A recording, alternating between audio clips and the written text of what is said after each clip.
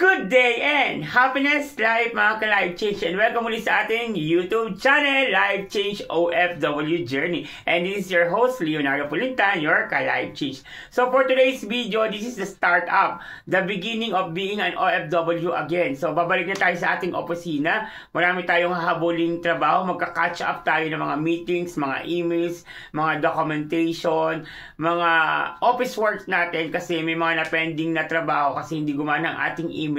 So, ngayon naayos ko na siya kasi gumagana na yung telephone natin dito sa Saudi Arabia. So, kasi yung verification ko sa email is nasa phone ko dito sa Saudi Arabia. So, dito lang nag-active. Okay? So, ano mga activities natin for today? So, usual, mag-vlog tayo sa umaga. Kasama na yung prayer natin, Lord's activity natin, yung devotion natin, yung quiet time. And, maaga na tayong pumapasok kasi kung susundin natin mamaya si Timothy, kukunin natin ang aking sasakyan para makapagbalik loob ulit tayo sa mga gawain at activity natin sa buhay. Okay?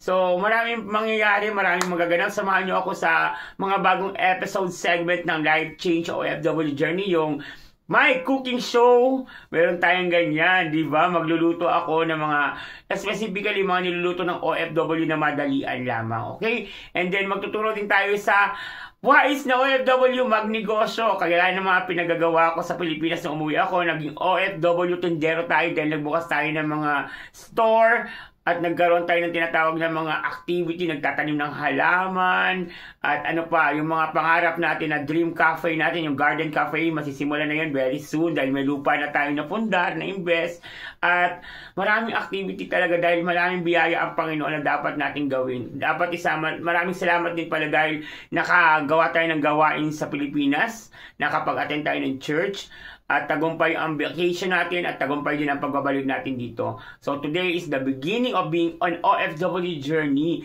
kasi back to life tayo sa ating trabaho. Okay? So ganyan lang talaga mga ka-Life Change, mga ka-OFW, discarding tama para umasenso ang buhay natin or magkaroon tayo ng pagbabago. Okay?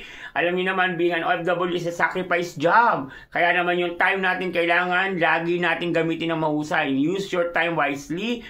Use your time management properly, use your wisdom na binigay ng Lord, at make sure yung cash flow, OFW ha, yung mga kita natin, kailangan maging maayos ang pamamahala para maging maayos ang ating pagpupundar, pag-iipon, para in future, okay tayo, okay? So, to God be the glory sa lahat ng ka-Life Change OFW na sumuporta, na subscribe, follow, like, and share.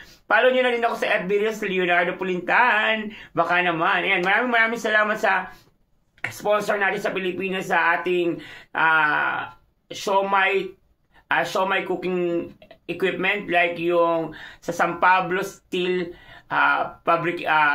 San Pablo Steel Fabric Production.